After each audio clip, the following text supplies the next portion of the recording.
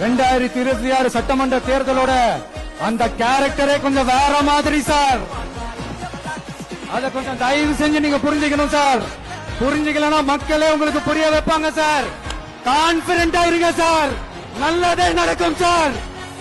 வெற்றி நிச்சயம் சார். விதைத்தால் நாளை முளைக்கும், அதை நீ மறக்காதே. நீ எதை நீ மறக்காதே, நீ எதை நீ மறக்காதே.